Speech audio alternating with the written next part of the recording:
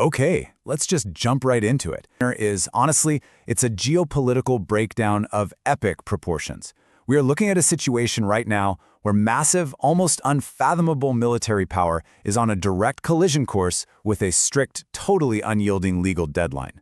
We're talking global economics, defense budgets that are literally off the charts, and a legislative countdown that could either rewrite history or just bring this whole thing to a screeching halt. And that brings us to the ultimate question we are unpacking today. What actually happens when a trillion-dollar war hits a 60-day legal wall? Because this isn't just theory or abstract military strategy, right? This is a ticking clock narrative, and it is unfolding in real time. So we're actually skipping our usual agenda today. We're going to follow this countdown straight to the finish line so we can understand exactly what is at stake here. Section 1. The geopolitical flashpoint. Okay, let's dive right into this. To really understand this ticking clock, we've got to look at the exact spark that ignited this whole economic and military firestorm. Donald Trump recently posted this on his Truth Social platform, complete with imagery of him holding a gun and explosions over Iranian territory. The quote reads, "Iran can't get their act together. They don't know how to sign a non-nuclear deal. No more Mr. Nice Guy." Now, looking at this completely impartially, a direct statement like this from a sitting or incoming administration, it acts as a massive catalyst. It immediately sets the tone for a very aggressive posture and essentially signals that major actions are in the works. And the ripple effects of that rhetoric? They are immediate. $117 per barrel. According to reports from the BBC, Brent crude prices have just spiked dramatically to this level, mainly driven by reports that the blockade on the Strait of Hormuz is going to be extended for months. So you take that instability, you compound it with OPEC Plus tightening their supply, and suddenly, this is no longer just a regional issue. It's sending serious shockwaves through the entire global economy. Section 2. Surging military costs. And this brilliantly illustrates exactly what happens when global markets react. We have to pivot to the massive financial reality of this conflict. You could really call this the cost of dominance. Just look at this incredible jump. War Secretary Pete Hegseth recently went before Congress to argue why the U.S. needs to elevate its defense budget from previous estimates, which, sat around $750 to $900 billion, all the way up to a staggering $1.5 trillion. Hegseth's core argument is that maintaining the world's absolute most powerful military in a really complex multi-theater environment, it just demands this level of funding. To put that into perspective, guys, this is the largest single defense hike we have seen since World War II. So, you're probably wondering, where does $1.5 trillion actually go? Well, it's definitely not about just maintaining the status quo. These funds are earmarked for heavy, futuristic hardware. We're talking an expanded naval fleet with new ships, highly advanced fighter jets, and the development of this sweeping, Golden Dome defense system. What you absolutely need to take away from this is that purchases of this scale, they signal an offensive posture, not just a defensive one. This is clearly a country preparing its military for long-term, dominant engagements. Section 3. Internal and external doubts.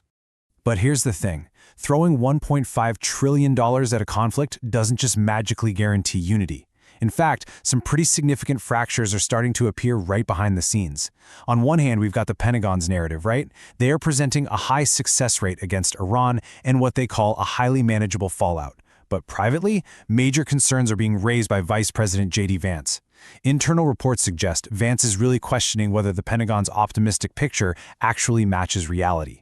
He's pointing out that the potential damage to U.S. bases in allied cities in the Middle East, like in Saudi Arabia and the UAE, is being severely underestimated. Repairing that infrastructure, maybe even having to bail out allied economies, that's going to cost billions in hidden expenses. So it's a classic clash between narrative warfare, which obviously boosts morale, and the harsh realities on the ground. And while the U.S. is debating how long they can even sustain this, Iran is making their own stance incredibly clear. An Iranian MP stated flatly, and I quote, "The negotiation table is not a place of compromise and humiliation." Reports are indicating that Iran actually claims to possess enough missiles and drones to sustain this conflict for years. Not months, years. They are digging in, which honestly makes any kind of quick or easy diplomatic resolution highly, highly unlikely. And this reality of a prolonged war, it's really scaring off international allies. Just listen to this powerful statement from UK Prime Minister Keir Starmer. "We'll never let this country be dragged into a war that is not in our interest. Never." That right there highlights just how isolated the US might be in this specific engagement. Key NATO allies are effectively just refusing to participate. They'd much rather stay entirely out of an escalating conflict that simply doesn't serve their direct interests. Section 4. the 60-day legal clock. So the crucial point is, this brings us to the ultimate hurdle. Think about the board right now. We have an isolated U.S., a totally dug-in opponent, and a $1.5 trillion budget request. But there is exactly one mechanism that could stop this entire war machine right in its tracks: the 1973 War Powers Resolution Act. It's fascinating and honestly kind of ironic that a 50-year-old piece of paper is right now the biggest wildcard in modern trillion-dollar warfare. It was originally created to ensure that massive, sustained conflicts require the explicit consent of the American people through their representatives. It specifically limits a president's ability to wage an undeclared war indefinitely. So, let's break down exactly how this ticking clock actually works, step by step. First, the president gets a maximum of 60 days to conduct undeclared military action, and we are rapidly approaching that exact deadline right now.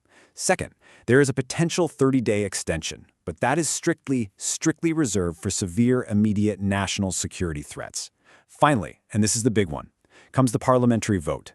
Congress absolutely must hold an official vote to either formally approve the war or just end it, and very soon, politicians are going to demand this vote. If the president loses, the war legally has to end immediately. That would completely bypass the entire $1.5 trillion military buildup we were just talking about. It's setting up to be a massive, unavoidable collision between executive power and legislative law. Section 5. Securing your career future.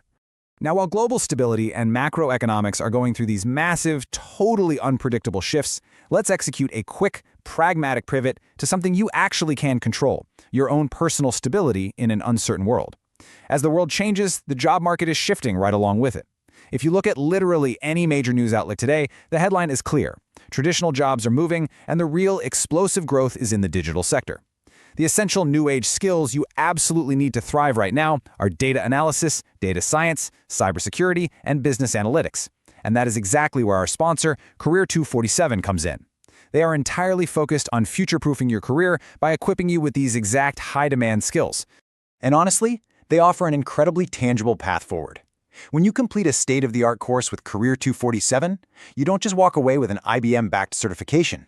If you put in the dedication and keep up your attendance, Career 247 actually guarantees you at least 3 job interviews to kickstart your new career. Over 100 people have landed their first job in just the last 2 months thanks to this program. So if you want to take immediate action and upskill, check out the links below, fill in your details, and make sure you use the discount code PD10 to get started on your journey in data or business analytics at a greatly discounted rate. All right, bringing it all back to our main analysis today, I really want to leave you with this final thought. So what does this all mean? Will the world witness a multi-trillion-dollar long war, or will a ticking 60-day legal clock force an abrupt end to all the chaos? It is an absolutely fascinating collision of massive military ambition and strict, unbending domestic law. We're definitely going to be watching this countdown very, very closely, and I hope this explainer helped clarify the incredible stakes at play here. Thank you so much for joining me today. Keep learning, and